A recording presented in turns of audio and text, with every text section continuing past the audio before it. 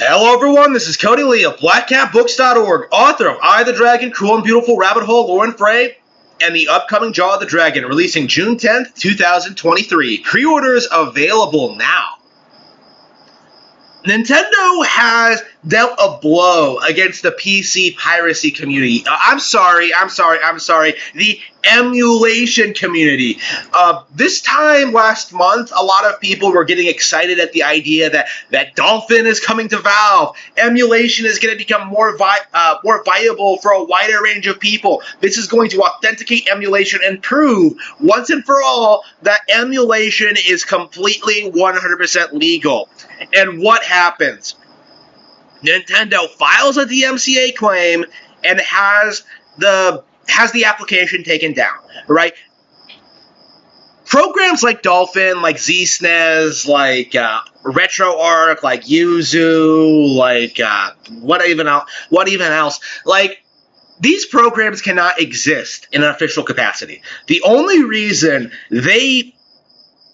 they have a following, they're allowed to make money off of their programs, they're allowed to continue to exist on the internet, is just because, the internet, 10 years ago was kind of a Wild West, uncontrolled landscape, right? Emulation was never legal, right? Like, if you just take a look at Dolphin's wiki page and they tell you how you're supposed to legally acquire games, like, the way they tell you to do it is to get a homebrewed Wii and then connect that to your PC and then, download games through that. Like, it doesn't make any sense. It's convoluted. It's easier to just play the games on the Wii, right? Why exactly would I set up a Wii on my gaming PC when I have, a perfectly good homebrewed Wii, right? Which I think homebrew consoles are in themselves illegal. I don't know. I don't know what the specifications of that is. Like, we don't see people arguing about homebrewed hardware as much as emulation.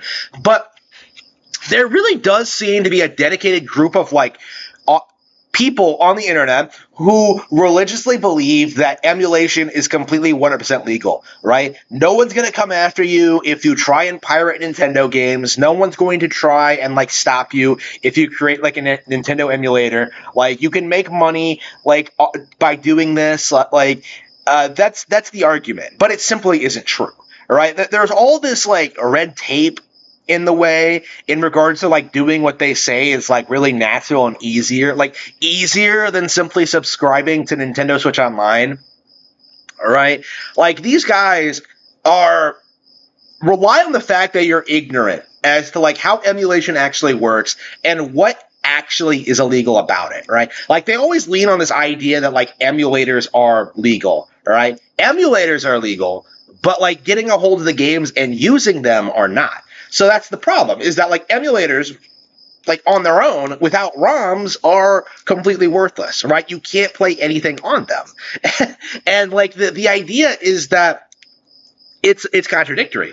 You can't get a hold of all these games without owning a legal copy, but you can't get a hold of a legal copy at all because of all the ways that Nintendo prevents that from happening. And the classic argument that, these games aren't available anymore because Nintendo hates its customers, that in and of itself is not true.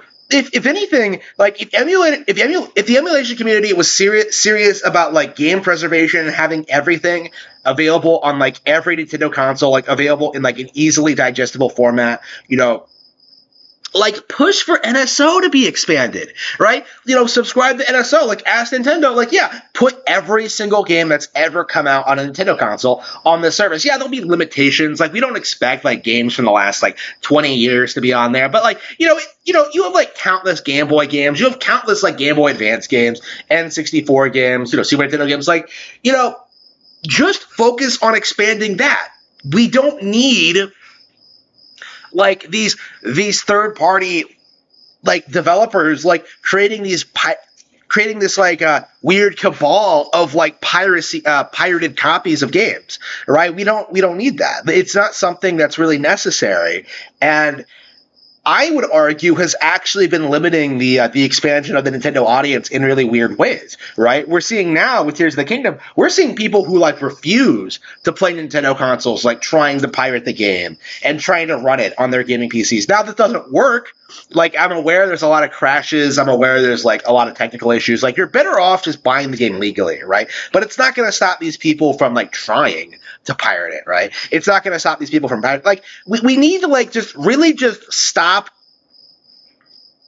pretending, right? We need to stop pretending that like emulators is 100% legal and start like treating it like the morally gray situation it is, right? There are situations in which you would like play games on PC. I'm sure there are like ways to legally do it, but it's like very, very expensive, and it has like a very niche like audience, right? There's no denying that like the 99% of like people who use emulators are doing so they can pirate the games, right? And so Nintendo needs to respond to that threat in kind, and it is a threat. People need to stop like pretending that like, oh, it doesn't hurt anybody, I'm not stealing anything. No, fuck off. Right? Nintendo is protecting their brand, protecting their company, protecting Nintendo Switch Online, their stellar subscription service. Like, there is really no justification to allow Dolphin or any other emulating service on these alternative pieces of hardware, right? Like, Xbox got their emulators taken down as well. And I do think we're kind of at that point where Nintendo is willing and able to go after emulators on, at the very least, other pieces of hardware. We're seeing them go after, like, modded pieces of hardware and people who, like, distribute that stuff. And we're seeing them begin to go after emulators. And I'm really curious if they're ever going to go after, like, the Patreons for developers like Yuzu and Dolphin, because like without that money coming in, we're going to see like emulation development just screech to a halt.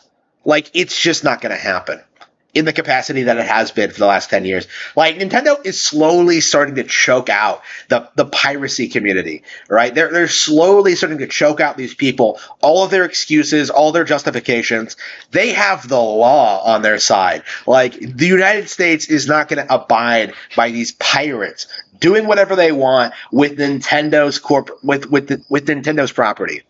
Like, in order for Nintendo to be successful and continue selling new games, they have to sell their hardware with their software, right? They need you to be invested in their ecosystem. And you are irresponsible. You are trying to make excuses. You are trying to justify your criminal behavior. When all is said and done, if you were actually a true Nintendo fan and respected the developers and respected the company, you would be buying Tears of the Kingdom and other Nintendo games on Nintendo Switch.